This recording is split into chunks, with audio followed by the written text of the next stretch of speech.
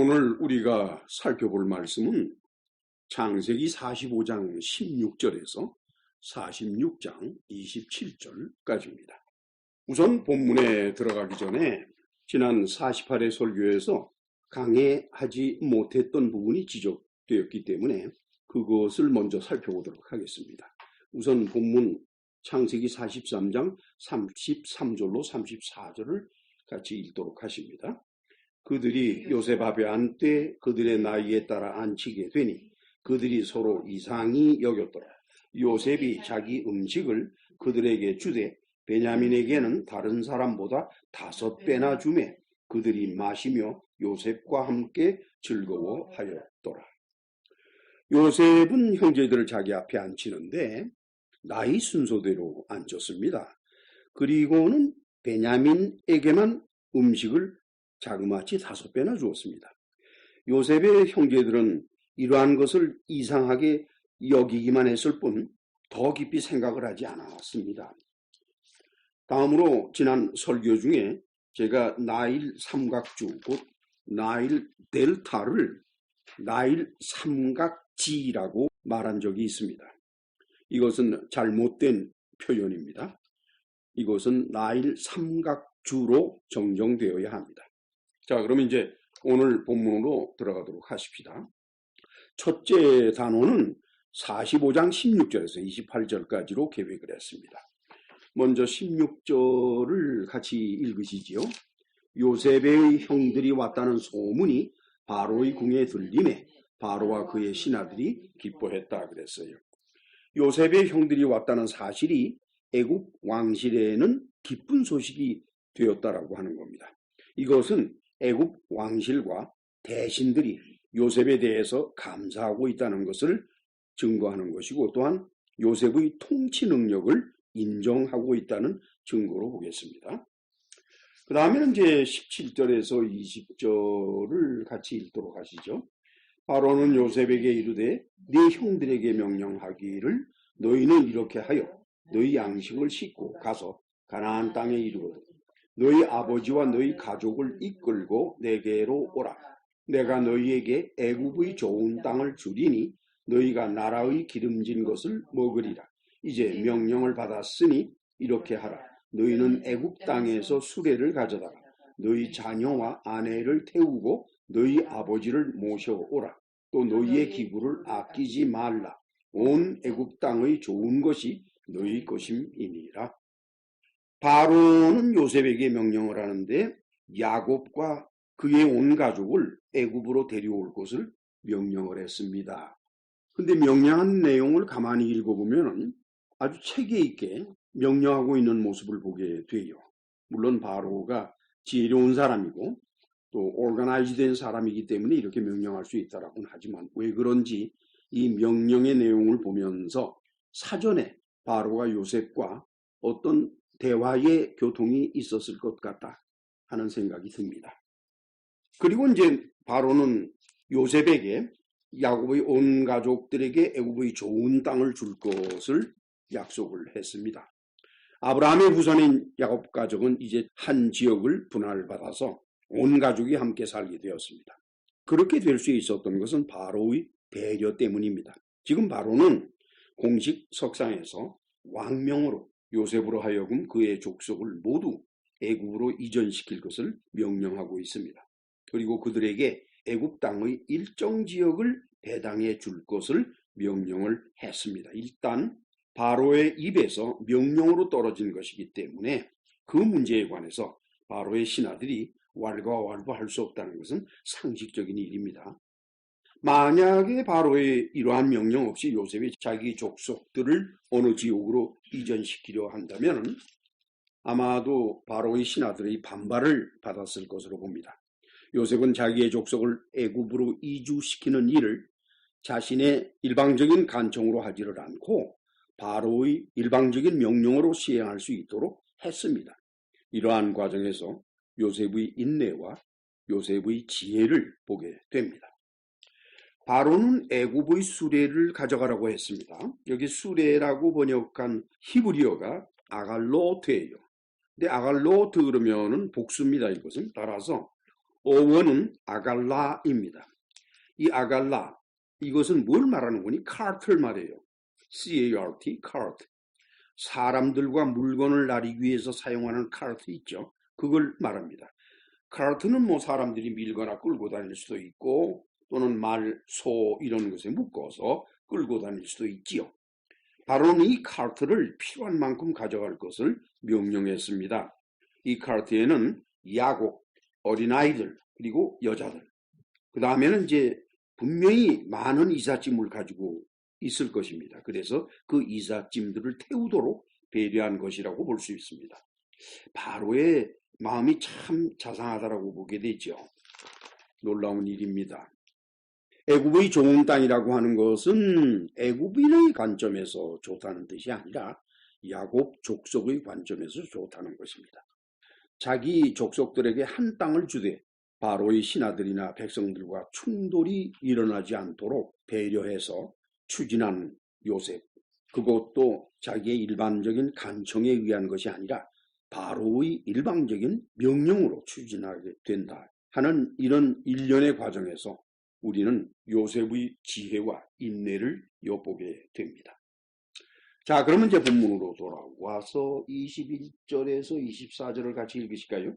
이스라엘의 아들들이 그대로 할세 요셉이 바로의 명령대로 그들에게 수레를 주고 길 양식을 주며 또 그들에게 다 각기 옷 한 벌씩을 주되 베냐민에게는 은 300과 옷 5벌을 주고 그가 또 이와 같이 그 아버지에게 보내되 수나기 열필에 애굽의 아름다운 물품을 실리고 암나귀 열필에는 아버지에게 길에서 드릴 곡식과 떡과 양식을 실리고 이에 형들을 돌려보내며 그들에게 이르되 당신들은 길에서 다투지 말라 하였더라. 수레라고 번역된 히브리어는 역시 아갈로트입니다. 즉 수레들, 복수가 되죠. 우리말로서 수레라고 번역이 되니까 수레 한 개를 보내는 것처럼 볼지 모르지만은 그렇지 않습니다. 그 수레에 타는 사람의 수나 물건의 양으로 봐서는 이거 한두 대가 아닙니다. 그 다음에는 길양식이라 가면서 먹을 양식들, 그리고 옷 한 벌씩을 주었다 그러는데 이 옷은 아마도 애굽 옷일 것입니다. 이제 앞으로는 애굽에서 살 것이니까 애굽 옷을 입어라 하는 뜻도 되겠지요. 수나기 열필에는 애굽의 물품, 즉 아버지에게 보내는 선물을 싣고 암나귀 열필에는 야곱이 여행 중에 먹을 양식을 실었다 이렇게 돼 있어요. 그러면서 요셉은 형들에게 뭐라고 부탁하는 거니? 가는 길에서 서로 다투지 말라 이렇게 부탁을 했어요. 아마 이 형제들은 수시로 서로 다투는 것 같습니다. 그것을 요셉은 아주 잘 알고 있었기 때문이겠지요. 자, 그 다음에는 이제 25절에서 28절인데 같이 읽으십시다. 그들이 애굽에서 올라와 가나안 땅으로 들어가서 아버지 야곱에게 이르러 알리어 이르되 요셉이 지금까지 살아있어 애굽 땅 총리가 되었더이다. 야곱이 그들의 말을 믿지 못하여 어리둥절하더니 그들이 또 요셉이 자기들에게 부탁한 모든 말로 그에게 말하매 그들의 아버지 야곱은 요셉이 자기를 태우려고 보낸 수레를 보고서야 기운이 소생한지라. 이스라엘이 이르되 조카도다. 내 아들 요셉이 지금까지 살아 있으니 내가 죽기 전에 가서 그를 보리라 하니라. 죽은 줄 알았던 요셉이 살아있다는 겁니다. 그것도 애굽의 총리가 되었다니 이 소식을 자식들이 말한다고 믿을 아버지가 어디 있겠습니까? 참 믿기 어려운 일이었죠.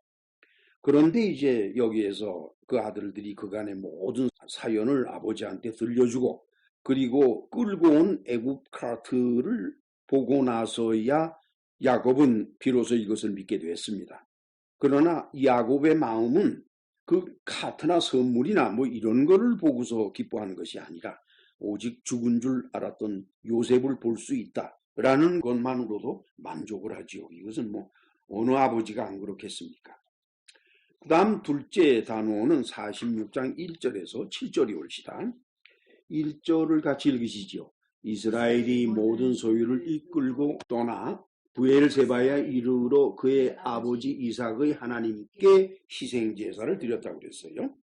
창세기 기록상으로 보게 되면은 야곱이 정착했던 곳은 아버지 이삭이 죽어서 장사된 헤브론입니다. 두 번째 페이지에 창세기 35장 27절로 29절이 있는데 그것을 같이 읽도록 하시지요. 야곱이 기럇 아르바의 마므레로 가서 그의 아버지 이삭에게 이르렀으니 기럇 아르바는 곧 아브라함과 이삭이 거류하던 헤브론이더라. 이삭의 나이가 180세라. 이삭이 나이가 많고 늙어 기운이 다함에 죽어 자기 열조에게로 돌아가니 그의 아들 에서와 야곱이 그를 장사하였더라.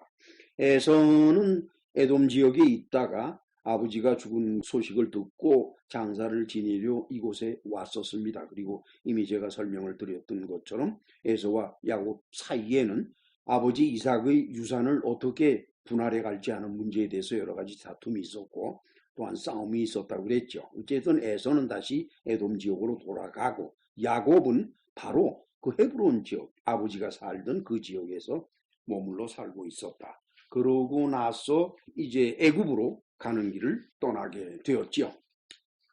야곱은 헤브론을 떠나서 브엘세바에 도착을 했습니다. 그리고 그곳에서 하나님께 희생제사를 드렸다라고 오늘 본문은 말씀하고 있어요. 이 희생제사는 하나님에 대한 감사의 표시일 뿐입니다. 애굽으로 내려가도 될까요? 말까요? 하는 하나님 앞에 질문하는 또는 물어보는 그런 것이 아니라 오직 그동안에 자기와 자기 가족, 특별히 요셉을 보살펴 주신 하나님께 감사하는 것입니다. 자, 그 다음에는 이제 본문으로 돌아와서 46장 2절에서 4절인데 같이 읽으실까요? 그 밤에 하나님이 이상 중에 이스라엘에게 나타나 이르시되 야곱아 야곱아 하시는지라. 야곱이 이르되 내가 여기 있나이다 하매 하나님이 이르시되 나는 하나님이라 네 아버지의 하나님이니 애굽으로 내려가기를 두려워하지 말라. 내가 거기서 너로 큰 민족을 이루게 하리라. 내가 너와 함께 애굽으로 내려가겠고 반드시 너를 인도하여 다시 올라올 것이며 요셉이 그의 손으로 너의 눈을 감기리라 하셨더라. 밤의 이상 중에라고 그랬어요. 이상 중에라고 번역한 히브리어가 부마르오트예요. 이 부마르오트라고 하는 것은 복수입니다. 여기서 부는 인이죠. 그래서 그 부를 제외하고 마르오트 그러면 그 마르오트의 어원이 마르아입니다. 마르아. 이것은 비전을 말해요. 환상.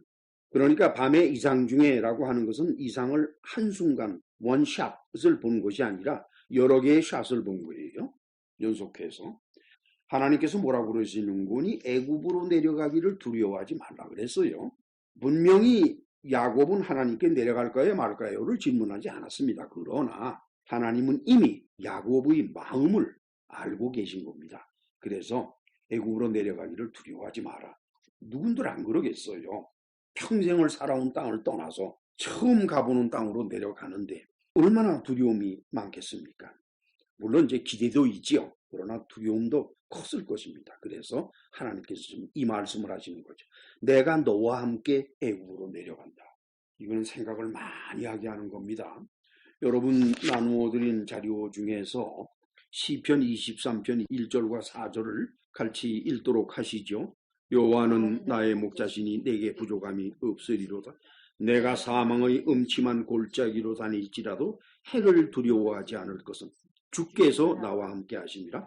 주의 지팡이와 막대기가 나를 안위하시나이다. 여기서 다윗은 뭐라 그러는 거니? 내가 사망의 음침한 골짜기로 지금 다니고 있는데 주여 나를 좀 이 음침한 골짜기에서 빼내셔서 밝고 광명한 태양 밑에 넓은 곳으로 저를 보내주십시오라고 기도하는 것이 아니라 내가 지금 사망의 음침한 골짜기로 다니는 것은 당연히 지금 내가 해야 될 일인데 그러나 이 사망의 음침한 골짜기에서도 나는 해를 두려워하지 않고 있는데 그 까닭은 여기서도 주께서 즉 하나님이 나와 함께 일하고 계시기 때문에 그렇다. 그러면서 주의 지팡이와 막대기가 나를 안위합니다라고 다윗은 말하고 있습니다. 다윗의 이 마음을 야곱이 갖도록 하나님께서 지금 말씀을 하고 계신 거예요. 이 설교를 들으시는 분들은 이미 아시고 계시겠습니다만 저는 항상 여러분들에게 그런 말씀을 드렸습니다. 주님한테 나의 문제를 해결해 달라고 말씀드리지 말라는 거죠. 주님은 나의 문제를 해결해 주시는 분이 아니라 문제 해결은 내가 해야만 됩니다. 내가 만들어 놓은 문제니까 내가 해야만 돼요. 그러나 홀로 하는 것이 아니라 하나님이 나와 함께 계셔서 늘 힘이 되기 때문에 힘들고 어려운 과정에서도 감당할 수 있게 된다. 바로 그것을 우리가 마음에 굳게 갖고 살아야 한다는 것이죠. 지금 하나님은 야곱에게 그것을 말씀하시는 겁니다. 너와 함께 애굽으로 내려가겠다. 야곱아, 너와 함께 애굽으로 내려간다. 너를 인도하여 다시 올라온다. 야곱아, 너, 곧 너의 후손 이스라엘 민족을 인도하여 다시 올라온 것이다. 그 말씀입니다.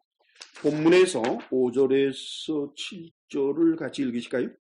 야곱이 브엘세바에서 떠날 새 이스라엘의 아들들이 바로가 그를 태우려고 보낸 수레에 자기들의 아버지 야곱과 자기들의 처자들을 태우고 그들의 가축과 가나안 땅에서 얻은 재물을 이끌었으며 야곱과 그의 자손들이 다 함께 애굽으로 갔더라. 이와 같이 야곱이 그의 아들들과 손자들과 딸들과 손녀들 곧 그의 모든 자손을 데리고 애굽으로 갔더라. 브엘세바에서 출발해서 애굽으로 내려가죠.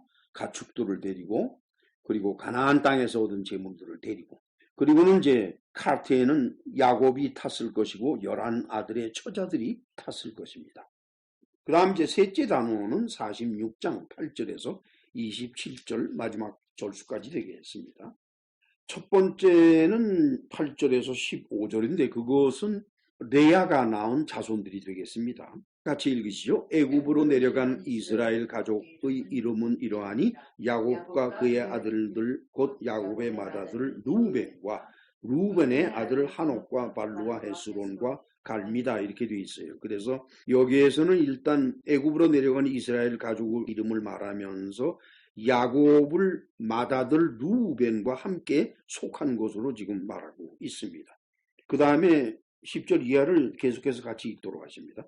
시몬의 아들은 여무엘과 야민과 오핫과 야긴과 스할과 가나안 여인의 아들 사울이요 레위의 아들은 게르손과 그앗과 무라리요 유다의 아들 곧 엘과 오난과 셀라와 베레스와 세란이 엘과 오난은 가나안 땅에서 죽었고 베레스의 아들은 헤스론과 하몰이요 이사갈의 아들은 돌라와 부아와 욥과 시므론이요 스불론의 아들은 세렉과 엘론과 얄르엘이니 이들은 레아가 바단 아람에서 야곱에게 난 자손들이라 그 딸 디나를 합하여 남자와 여자가 33명이라고 그랬는데 이걸 모두 다 합치면 32명이 됩니다.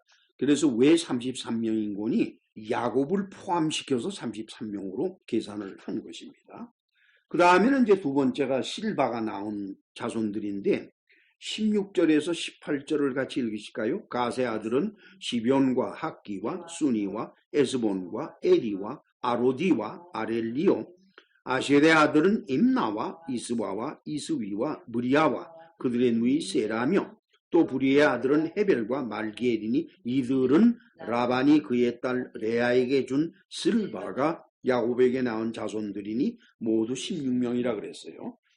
그 다음에는 이제 라헬이 낳은 자손들을 보시게 되겠는데 19절에서 22절까지를 같이 읽습니다. 야곱의 아내 라헬의 아들 곧 요셉과 베냐민이요 애굽 땅에서 온의 제사장 보디베라의 딸 아스낫이 요셉에게 낳은 므낫세와 에브라임이요 베냐민의 아들 곧 벨라와 베겔과 아스벨과 게라와 나아만과 에히와 로스와 묵빔과 훗빔과 아롯이니 이들은 라헬이 야곱에게 낳은 자손들이니 모두 14명이라 그랬어요.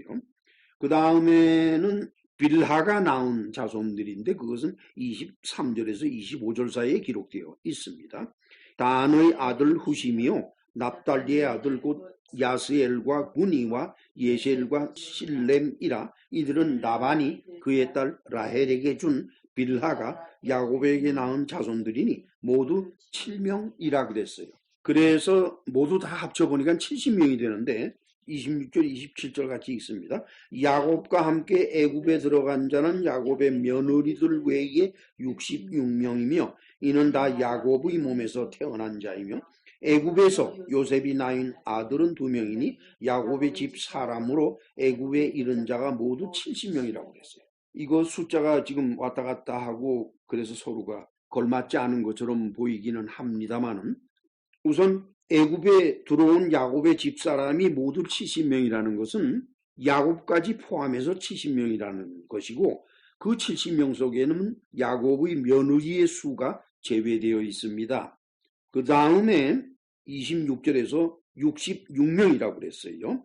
즉 애굽에 들어간 자는 야곱의 며느리들 외에 66명이라 그랬는데 이 66명 속에는 역시 야곱이 포함되어 있지는 않습니다.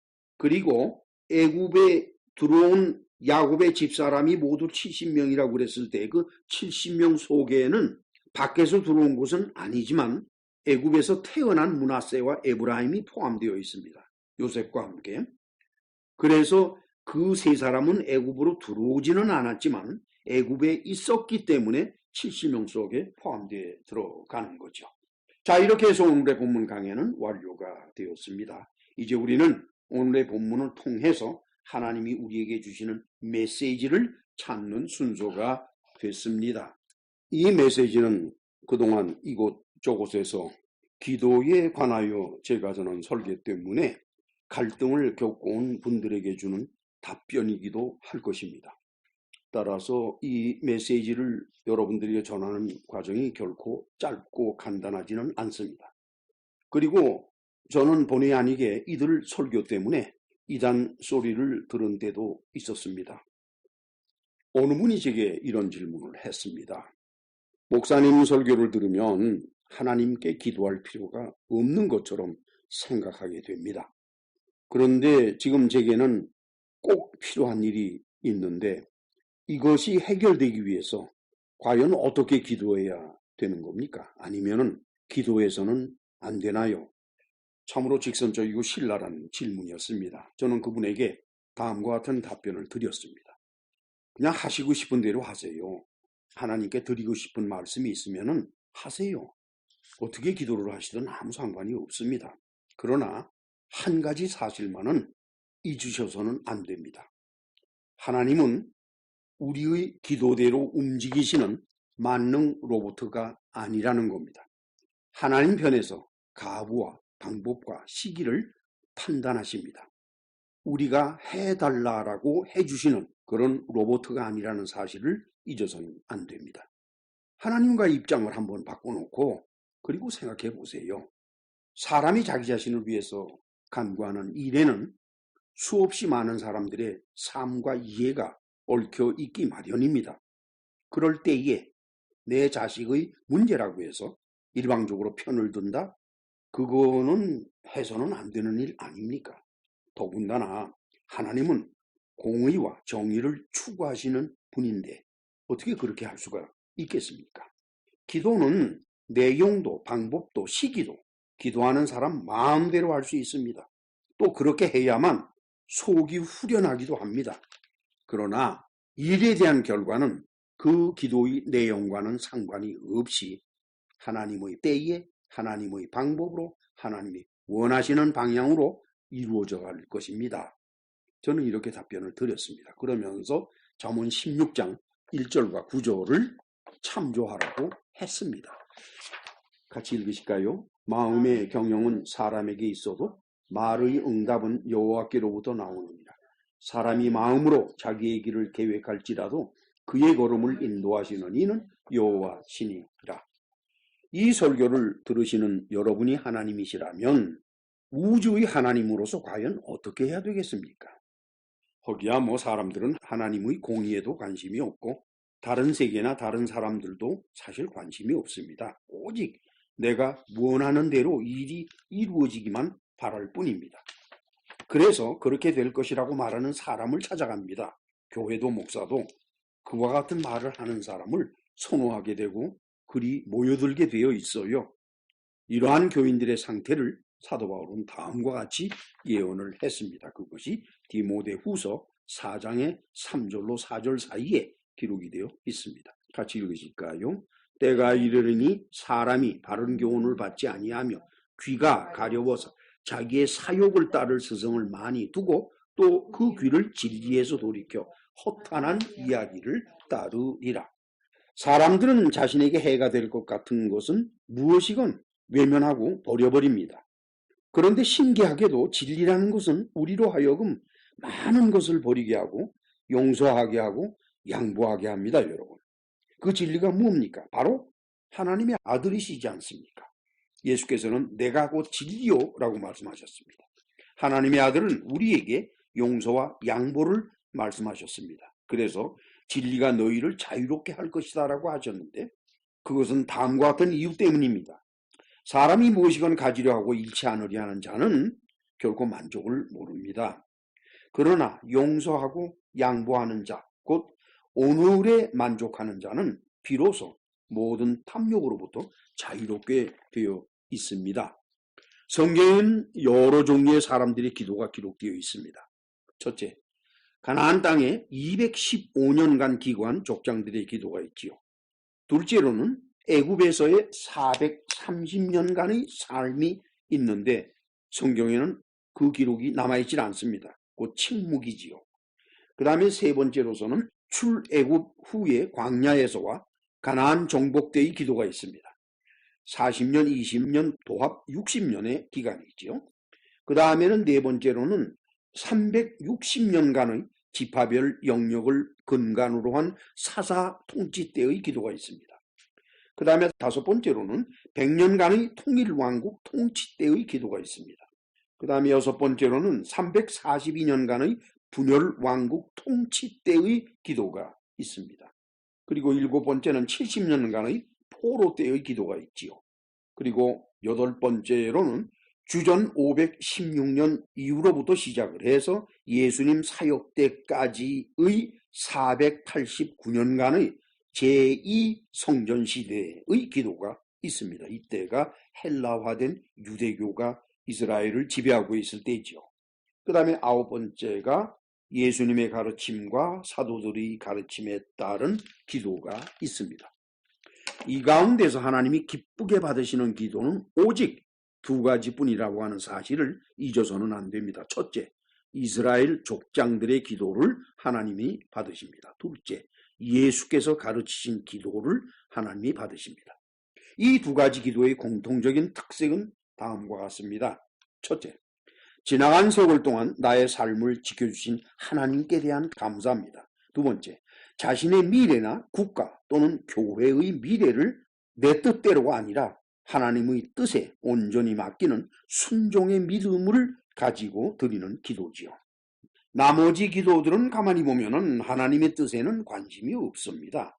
그저 오직 자신과 자신의 속한 조직의 앞날과 닥친 문제를 해결해 달라는 기도뿐입니다. 족장의 그 순수하고 오직 믿음만의 기도가 어쩌다가 이렇게 바뀌었을까요? 보십시다. 첫째, 애굽에서의 430년간의 삶에서 이스라엘 민족이 무엇을 보고 배웠을 것 같습니까? 그것은 애굽 사람들의 우상숭배 신앙과 신의 뜻에는 관심이 없이 오직 자신들의 삶의 안위와 삶의 질을 위해서 신의 힘과 개입을 간구하는 그 기도들, 그런 것만 보고 배웠습니다. 둘째, 출애굽에서 가나안 정복 때까지는 삶의 고난과 광야에서 살았으니까요. 그리고 전쟁을 헤쳐나가기 위해서 필요한 하나님의 도우심, 그것만을 간구하는 기도였습니다. 세 번째로 사사시대는 토착민의 신앙의 접목이 돼서 이방신과 여호와 사이를 왔다 갔다 하면서 오직 자기 인생의 문제 해결만을 위한 신의 도우심을 간구했지요. 그들이 부르는 하나님은 어떤 때는 토착민의 신앙, 어떤 때는 여호와, 이렇게 왔다 갔다 하는 그런 기도였지요. 네 번째로 왕국 시대에는 사무엘과 다윗의 역할로 해서 이방신에 대한 신앙은 약화되었지만 여전히 그들의 기도는 자신들의 문제 해결을 위한 하나님의 도우심을 간구하는 것이었습니다. 따라서 다윗의 기도의 많은 부분이 자신의 보호를 위한 하나님의 도우심을 간구하는 것이었다는 것은 모르는 사람이 없습니다. 물론 다윗의 기도의 많은 부분이 하나님께 감사하는 기도인 것을 묵과할 수는 없겠지요. 다섯째, 왕국이 남북으로 분열되면서 이방신에 대한 신앙이 온 나라에 파고들었습니다. 여호와는 그저 이름만 남았을 뿐입니다. 이들의 기도는 온통 이방인의 기도가 되었지요. 이러한 상황은 아수르와 바벨론으로 포로로 끌려가면서도 근본적인 변화를 가져오지 못했습니다. 포로 귀환 후에 학사 에스라의 노력으로 해서 율법을 배웠죠. 그들의 기도의 목적과 내용은 율법을 배웠을지라도 여전히 변함이 없었습니다. 여섯째, 알렉산더의 정복 활동으로 페르시아 전역에 걸쳐 퍼지게 된 헬레니즘의 영향, 그것을 팔레스타인도 여전히 받았지요.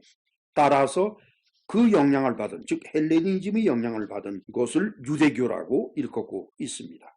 이 유대교는 여호와만을 유일신으로 섬기는 종교적인 신앙은 갖추고 있는데 그 유대교인들이 하는 기도는 여전히 이방인의 기도가 전부였던 것입니다.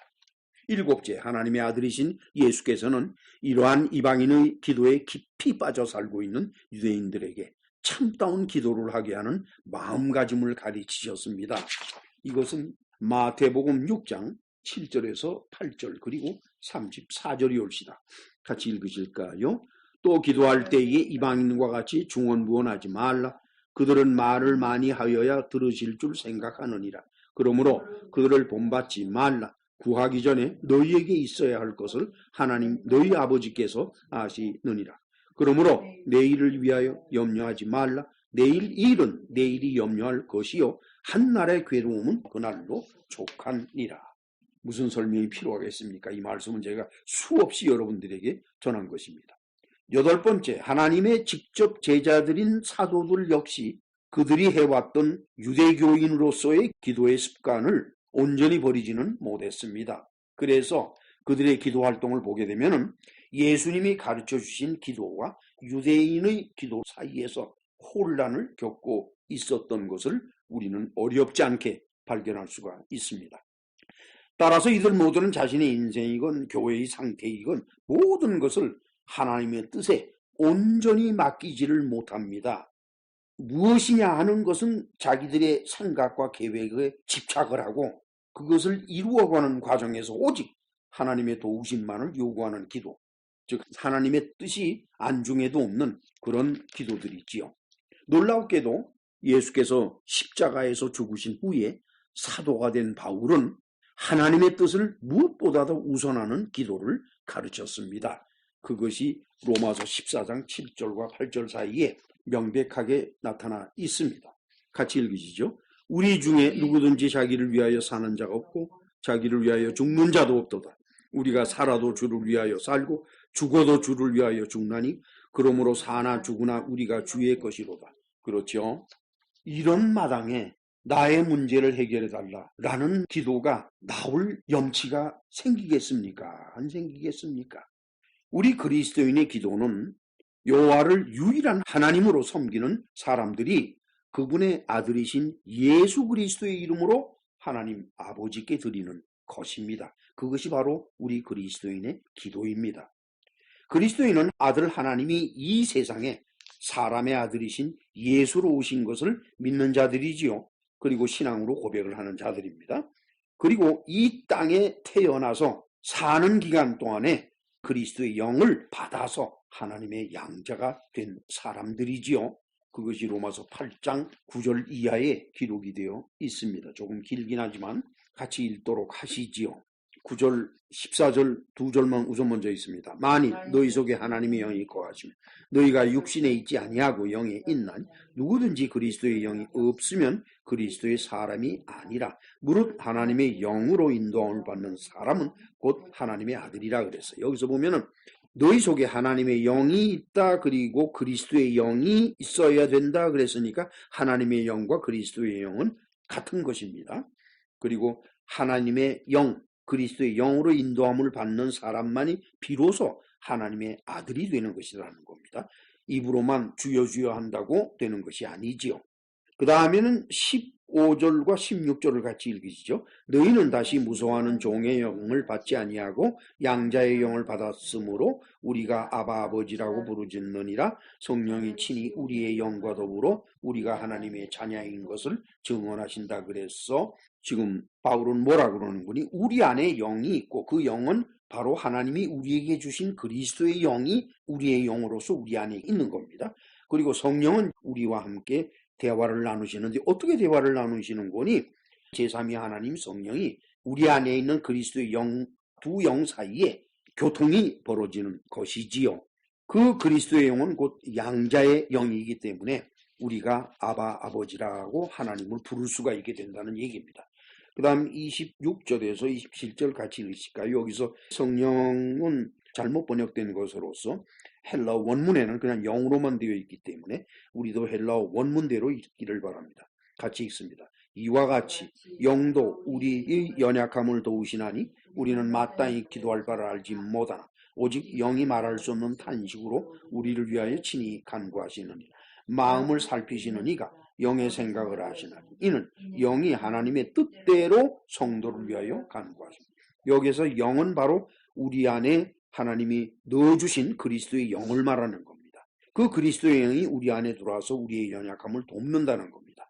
그래서 우리는 마땅히 기도할 바를 알지 못하지만 우리 안에 들어온 그리스도의 영은 아니까 친히 하나님께 탄식을 할 수 있는 거예요.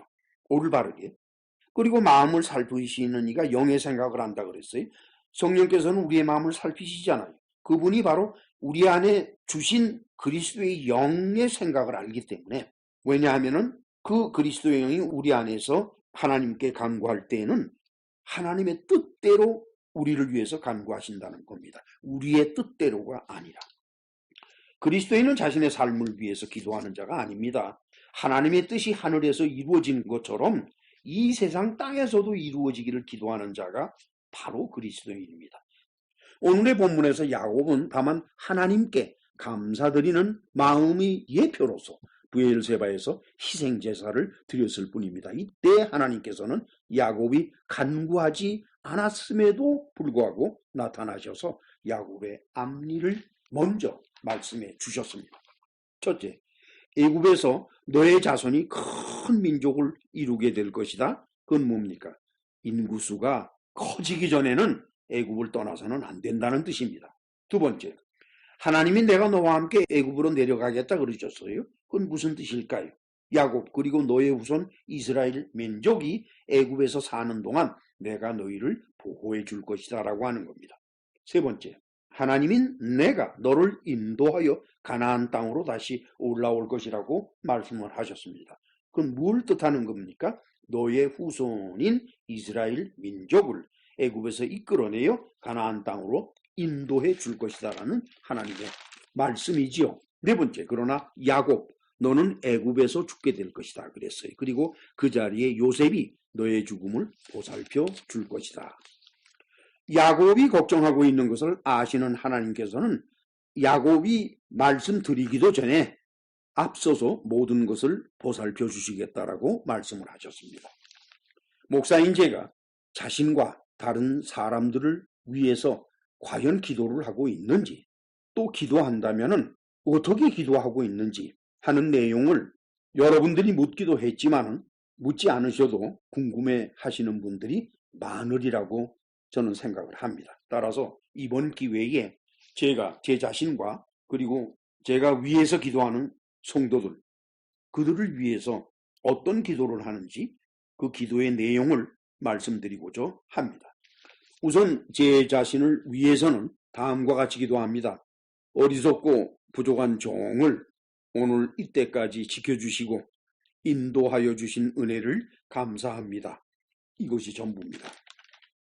다음으로 다른 사람, 곧 나의 가족이나 교인들, 그들을 위해서 하나님께 드리는 기도는 다음과 같습니다. 우선 그 사람의 이름을 부릅니다. 그리고 내가 알고 있는 그분의 사정을 생각을 합니다. 입으로 말하는 것이 아닙니다. 생각을 합니다. 그리고 나서 한결같이 다음과 같이 기도합니다. 아무개를 오늘 이때까지 그 인생길을 인도하여 주시고 그의 삶의 터전을 지켜주시고 그의 건강을 지켜주신 은혜를 감사합니다. 그러나 제 기도 속에서는 국가를 위한 기도라든가 기독교 교회를 위한 기도는 하지 않습니다. 국가나 교회라고 하는 것은 그것을 이끌어가는 자들과 백성들에 의해서 이루어지고 유지되는 것입니다. 그들은 기도로 변화가 될 수 있는 성격의 존재들이 아니라는 것은 여러분들이 잘 알고 있는 것입니다. 만약 이 설교를 들으시는 분들이 하나님의 선택을 받아서 그리스도의 영을 받은 사람이라면, 즉 진실한 그리스도인이라면 그 그리스도의 영이 제3위 하나님이신 성령과 끊임없이 교통을 하고 있기 때문에 우선 하나님께서는 그에게 무엇이 필요한지를 이미 알고 계십니다. 여러분 이거 믿으셔야 됩니다. 따라서 그는 별도로 시간을 내서 기도라는 수단을 통해서 하나님께 이것저것을 간구할 필요가 없습니다. 그리고 간구해서도 안 됩니다. 만약에 하나님을 정말 믿는다면은 그분이 내게 무엇을 언제 어떻게 하시든지 서로 그것이 나의 생각과 다를지라도 말없이 순종하게 될 것입니다. 그래야 비로소 하나님이 주시는 평화를 누리게 될 것이기 때문입니다. 그리고 자기가 처해 있는 환경에서 자기가 할 수 있는 최선을 다하는 것, 그것이 진실한 그리스도인들이 하나님 앞에서 살아가는 유일한 길입니다. 그러나 어떤 형태의 기도를 통해서든지 하나님께 이렇게 저렇게 해달라고 간구하는 사람은 그 사람은 하나님을 믿는 사람이 아니에요. 하나님을 믿지 못하기 때문에 하나님께 자기 인생을 맡기지를 못하는 것이고, 그래서 자기 인생은 자기 것이니까 자기가 가지고 있으면서 오직 자기가 필요한 초자연적인 능력의 개인만을 하나님한테 요구하는 자들이 바로 이런 기도를 하는 자들입니다. 이러한 기도가 바로 진실한 그리스도인이 아닌 종교적인 기독교인의 기도이기도 하고 또 모든 종교인들의 기도이기도 한 것입니다. 여러분, 이보다 더 심각한 문제는 당신에게 인생 자체를 맡기지 못하고 믿음도 없이 이렇게 해달라 저렇게 해달라라고 기도하는 자들 앞에 하나님이 어떻게 하셔야 되겠습니까? 우리 여호와 하나님은 결코 그들 앞에 나타나시지도 않고 그들의 기도를 듣지도 않으십니다. 그런데 놀라웠게도 기도하는 자들 앞에는 반드시 누군가가 거기 있습니다. 영적인 존재가 반드시 있습니다. 허공에다 대고 기도하는 것은 없습니다. 그러면 여호와 하나님이 그 자리에 안 계시다면 그 자리에 누가 있겠습니까? 바로 하나님 행세를 하는 사단이 그 자리에 있어서 그 사람들의 기도를 듣고 아멘하는 것을 듣는 것입니다. 이 사실을 결코 잊어서는 안 될 겁니다. 여호와 하나님은 이 온 우주의 모든 것을 창조하신 분입니다. 이 하나님의 오래 참으심과 인자하심을 멸시해서 하나님의 살아계심을 존중하지 않는 풍조가 창조 이후 오늘까지 인간 세상에 만연해 왔습니다. 여러분, 이거 모르는 사람 없습니다. 전도서 8장 11절에 뭐라고 기록이 되어 있습니까? 같이 읽습니다. 악한 일에 관한 징벌이 속히 실행되지 아니하므로 인생들이 악을 행하는 데에 마음이 담대하도다. 로마서 2장 4절 같이 읽습니다. 혹 내가 하나님의 인자하심이 너희를 인도하여 회개하심을 알지 못하여 그의 인자하심과 용납하심과 길이 참으심이 풍성함을 멸시하느냐? 하나님은 창조 이후 종말의 날까지 이 세상에 태어난 모든 인간 중에서 낙원에 간 자들을 제외한 모든 자들에 대한 심판을 예정해 놓으셨습니다. 지금 매일같이 심판이 벌어지는 것이 아니고 사람이 죽은 다음에 심판을 받는 것도 아닙니다. 오직 역사의 종말 후에 있을 단 한 번의 심판을 예정해 놓으신 것입니다. 로마서 2장 5절 그리고 16절을 같이 읽으실까요? 다만 내 고집과 회개하지 않은 마음을 따라 진노의 날 곧 하나님의 의로우신 심판이 나타나는 그날에 임할 진노를 네게 쌓는도다. 곧 나의 복음에 이른 바와 같이 하나님이 예수 그리스도로 말미암아 사람들의 은밀한 것을 심판하시는 그날, 바로 그날, 그렇죠? 마지막 날, 매일같이가 아닙니다. 여러분, 심판이 없다는 것은 형벌도 없다는 겁니다. 잊어서는 안 돼요. 따라서 심판을 오직 한 번밖에 안 하시고 그것도 마지막 날에 하시는 하나님께서 어떻게 이 세상에 벌 줄 사람이 있겠습니까? 따라서 이 세상에는 천벌이 존재하지를 않습니다. 우리 전도서 8장 14절을 같이 읽으실까요? 세상에서 행해지는 헛된 일이 있나니 곧 악인들이 행위에 따라 벌을 받는 의인들도 있고 의인들이 행위에 따라 상을 받는 악인들도 있다는 것이고 내가 이르노니 이것도 헛되도다. 이거 모를 사람 누가 있어요? 그러나 하나님은 사람이 알 수 있고 넘볼 수 있는 또 넘어설 수 있는 그런 분이 아닙니다. 바울이 고린도전서 1장 21절 그리고 25절에서 그 사실을 기록해 놓고 있어요. 같이 읽습니다.